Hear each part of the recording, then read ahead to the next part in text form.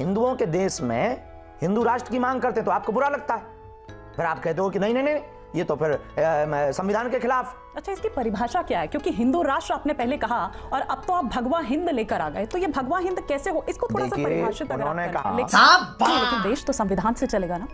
संविधान से चलेगा तो दोनों लोग भी भगवाए हिंद पे मैं जानना चाह रही हूँ कि देश संविधान से चलेगा ना, क्योंकि जब गजवाए हिंद में तब हम कहते हैं कि शरीयत से थोड़ी चलेगा, देश तो संविधान से चलेगा। अभी मजा आएगा ना भिड़ो। लेकिन आप ये कहते हैं कि हिंदू अगर एक नहीं हुए तो जैसे कश्मीरी पंडितों का हाल हुआ, जैसे बांग्लादेश में हुआ या कनाडा में जो ये हो रहा है उसी तरह से हो जाएगा। उससे बदतर होगा, उससे बदतर होगा। ऐसा क्यों लगता है आपको? लगता दिख रहा है। क्या इसीलिए आप ज्यादा बच्चे पैदा करने की सलाह दे रहे हैं? बिल्कुल, कि उनके 12 तो यहाँ 14। बिल्कुल, हम तो कहते 16 होने चाहिए। फाइनली दर्शकों, आपने वीडियो का शीर्षक देख के अंदाजा लगा लिया होगा कि आज की वीडियो का टॉपिक किस पे होने वाली है। इस्लाम है, रात्रि में सभी समाजों के लोग हैं, झांकियां बनाई जा रही। महाराष्ट्र से भी हिंदू आ रहे हैं, पूरे देश के कोने कोने से हिंदू आ रहे हैं। गुजरात, राजस्थान, यूपी, छत्तीसगढ़ और यहाँ तक कि नेपाल से भी कुछ हिंदू कम्युनिटी आ रही हैं जो सनातन के लिए बहुत ज़्यादा कार्य करते हैं। वो सभी हिंदू भाई जो हिंदुत्व के लिए, राष्ट्रवाद के लिए जी रहे हैं, राष्ट्रहित के लिए जो जी रहे हैं, वो लोग भी उसमें सम्मिलित होने के लिए आ रहे हैं। सबकी एक एक डेट भी मिल रही है, सब लोग पहुँच भी रहे हैं। हम निकलेंगे, कारवां जुड़ता जाएगा, हिंदू जगता जाएगा, भगवान लहराता जाएगा। लेकिन शास्त्री जी, इसकी जरूरत क्यों पड़ी? इस पदयात्रा की जरूरत क्यों पड़ी? ये फंस गया सीएम। तौकीर रजाब का आपने नाम लिया, तो उन्होंने कहा है कि दिल्ली में दिल्ली में चलो, संख्या भारी दिखाओ ताकि देश की सरकार को पता लगे। जब ये एक हो सकते हैं तो हिंदू क्यों नहीं एक हो सकता? तो मतलब ये यात्रा एक धर्म विरुद्ध के है? बिल्कुल भी नहीं, राष्ट्र के हित में है और राष्ट्र के अहित को सोचने वाले लोगों के खिलाफ वो कोई भी हो। लेकिन अगर आप हिंदुओं को एकजुट करेंगे तो फिर मुस्लिम कहाँ जाएंगे? Good question. सनातन धर्म में आ सकते हैं, हमें कोई दिक्कत नहीं। सनातन धर्म को वो स्वीकार कर सकते, हमें कोई दिक्कत नहीं। वो अपने मजहब में भी रहें, पर कायदे में रहेंगे तो फायदे में रहेंगे। कायदे में रहेंगे तो फायदे में रहेंगे। और आप, इसका मतलब सीधा सा है कि आप हमारे धर्म के खिलाफ ज्ञान नहीं देंगे, आप हमारे सनातन के खिलाफ बातें व जहर नहीं उगलेंगे, आप छोटी छोटी बच्चियों पर होने वाले अत्याचार पर अपनी कौम के लोगों से रोक लगाएंगे, फतवा जारी करेंगे या देश निकाला करेंगे। आप राम के राष्ट्र में राम के होने का सबूत नहीं मांगेंगे। आप राजस्थान जैसे प्रदेश में भीलवाड़ा में आपके इस समाज के एक युवक द्वारा गाय की पूंछ काट करके हनुमान जी पर चढ़ा दिया और देश का कोई भी मुसलमान नहीं बोलता है। आप इस देश का खा करके जय फिलिस्तीन नहीं बोलेंगे। हिंदुओं के देश में हिंदू राष्ट्र की मांग करते तो आपको बुरा लगता है, फिर आप कहते हो कि नहीं नहीं नहीं ये तो फिर संविधान के खिलाफ। अच्छा, इसकी परिभाषा क्या है? क्योंकि हिंदू राष्ट्र आपने पहले कहा और अब तो आप भगवा हिंद लेकर आ गए, तो ये भगवा हिंद कैसे हो? इसको थोड़ा सा परिभाषित उन्होंने कहा। दर्शकों, इस पत्रकार ने कहा भारत एक सेकुलर कंट्री है। धीरेन्द्र शास्त्री जी ने कहा भारत एक हिंदू राष्ट्र बन के ही रहेगा। तो फाइनली वीडियो के लास्ट तक आप उनके कुरान को पढ़ लो।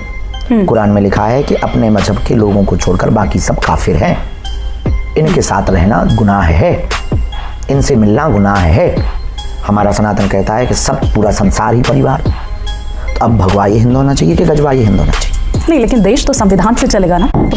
संविधान से चलेगा तो दोनों लोग भी भगवाए हिंद पे मैं जानना चाह रही हूँ कि देश संविधान से चलेगा ना, क्योंकि जब गजवाए हिंद में तब हम कहते हैं कि शरीयत से थोड़ी चलेगा, देश तो संविधान से चलेगा। लेकिन आप ये कहते हैं कि हिंदू अगर एक नहीं हुए तो जैसे कश्मीरी पंडितों का हाल हुआ, जैसे बांग्लादेश में हुआ या कनाडा में जो ये हो रहा है उसी तरह से हो जाएगा। उससे बदतर होगा, उससे बदतर होगा। ऐसा क्यों लगता है आपको? लगता दिख रहा है। क्या इसीलिए आप ज्यादा बच्चे पैदा करने की सलाह दे रहे हैं? बिल्कुल, कि उनके 12 तो यहाँ 14।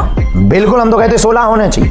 शाबाश। परिवार नियोजन की जो सलाह दे रही है सरकार, तो सबके लिए देनी चाहिए। हमारे वर्ग के लिए देंगे कि बच्चे 2 ही अच्छे, उनके ही 2 होने चाहिए।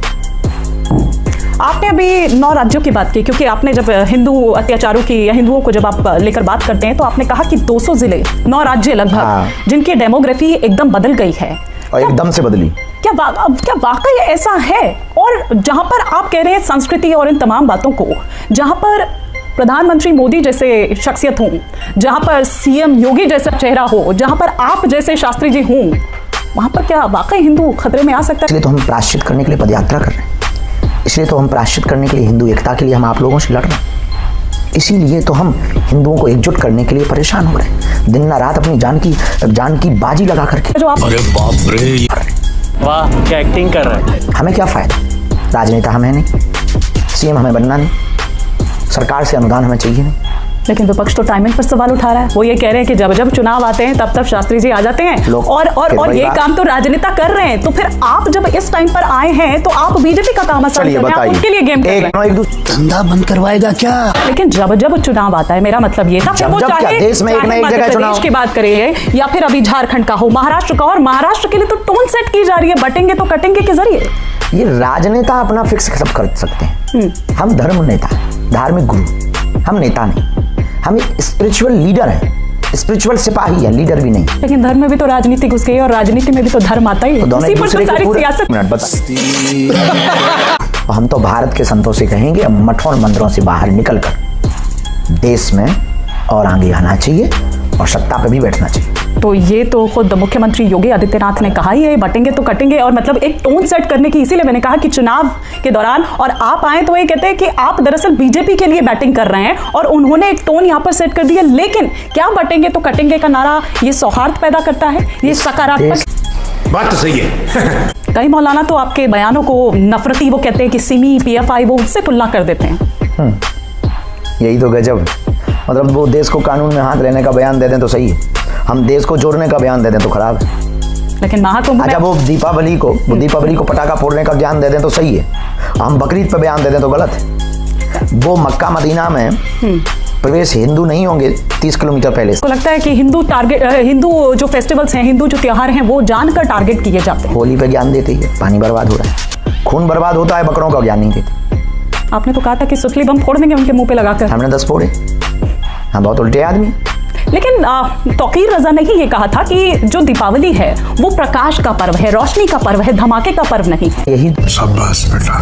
लोगों के भी कारीगर हैं। घर वापसी तो अभी थोड़ी देर पहले ये बात हुई थी ना कि उन्होंने ये इस्लाम कबूल करवा दिया, ये करवा दिया। लेकिन घर वापसी की जहां तक बात है वो तो आपने भी अभी हाल ही में कराई है कई परिवारों की। हाँ। और आप ये कहते हैं कि उनके पूर्वज भी सनातनी थे, लेकिन मौलाना मदनी साहब ये कहते हैं कि सबसे पुराना जो मजहब है वो इस्लाम है। अच्छा।